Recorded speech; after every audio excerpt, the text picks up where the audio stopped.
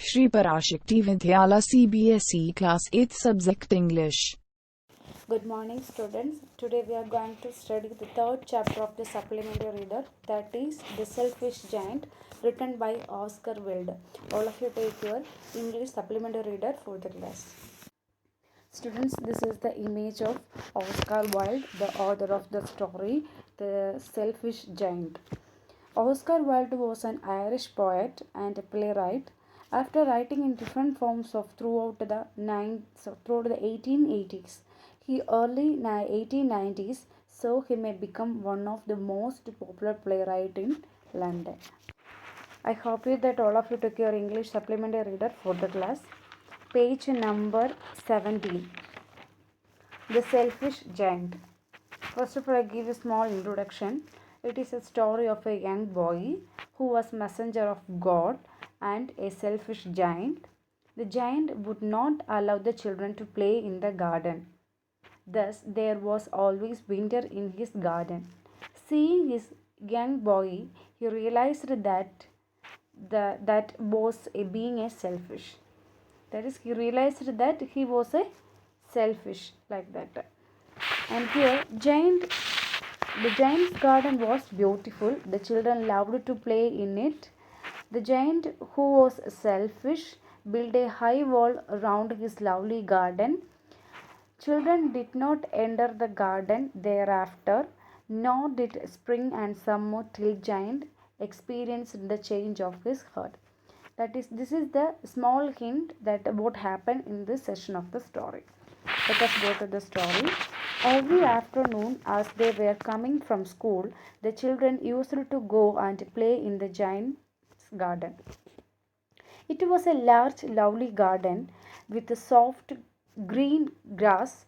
Here and there over the grass stood beautiful flowers like a star, and there were 12 peach trees in the springtime broke out into the delayed blossom of pink and pearl, and in the autumn bore rich fruit. The birds sat on the trees and sang so sweetly that the children used to stop their game in order to listen to them. "How happy we are here!" they cried to each other. One day the giant came back. He had been to visit his friend, the Cornish orc, and had stayed with him for 7 years. When he arrived, he saw the children playing in the garden. "What are you doing here?" he cried in very gruff voice, and the children ran away. Gruff means rough voice. Okay. Here, the summary of this paragraph is the story. It is about a selfish giant which has a very beautiful garden.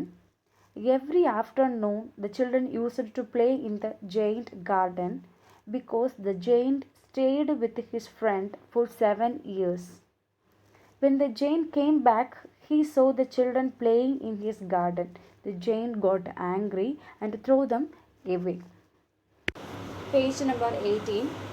"My own garden is my own garden," said the giant. "Anyone can understand that, and I will allow nobody to play in it but myself." So he built a high wall all around it and put up a notice board. He was a very selfish giant. The poor children had now nowhere to play. They tried to play on the road, but the road was very dusty and full of hard stone, and they did not like it. They used to wander around the high wall when their lessons were over, and talk about a beautiful garden inside. "How happy we were there," they said to each other. Then the spring came, and all over country there were a little blossom and little bird. Only in the garden of selfish giant it was still winter. The bird did not care to sing in it as there were no children. Here, the selfish giant, he did not allow anyone to play inside the garden, so he built a high wall around it and put a notice board. The children, now the children had no other place to play. They used to wander around the high walls. They used to talk about the beautiful garden inside. The spring came, there were blossoms and little birds, but it was winter in the giant garden. The birds did not sing as there were no children. Page number 19. And the tree forgot to blossom. Once a beautiful flower putting its head out from the grass. But when it saw a naughty spot, it was so sorry for the children that it slipped back into the ground again and went off to sleep.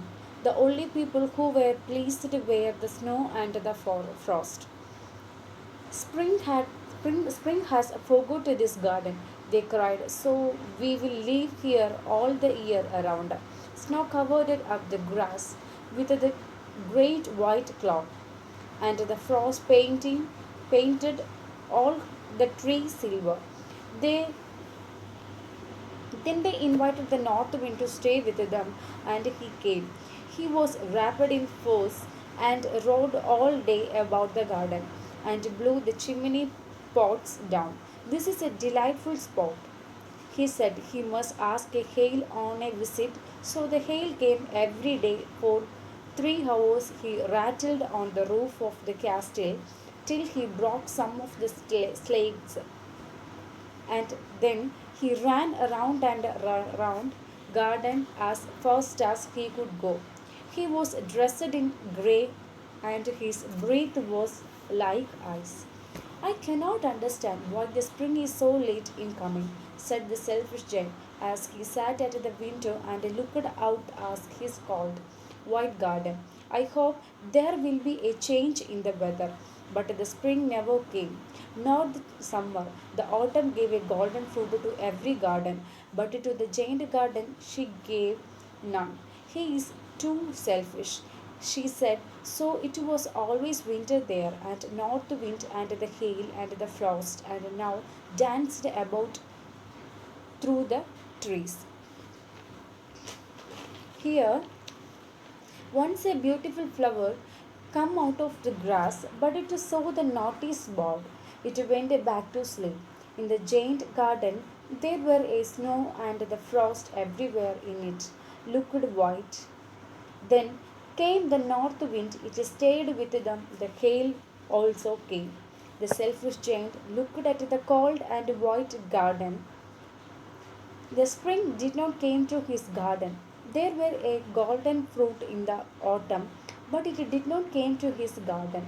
The winter, the north wind, the hail, the forest, the snow danced there. Once morning, the giant was lying awake in the bed when he heard some lovely noise. It sounded so sweet to his ears that he thought it must be a king's musicians passing by. It was really only a little linnet singing. Linnet means a brownish songbird found in Europe outside his window, but it was so long since he had heard a bird singing in his garden that it seemed to him to the most beautiful music in the world. Then the hail stopped dancing over his head, and the north wind ceased roaring, and a delicious perfume came to him through the open casement. I believe the spring has come at last, said the giant, and he jumped out of the bed and looked out. Here, one morning, the giant heard some lovely music. It was very sweet. He thought that it must be a king's musicians, but it was a linnet. She was singing outside his window. The giant found its songs very sweet. Then the hail stopped dancing. The north wind stopped. The giant felt that the spring had come.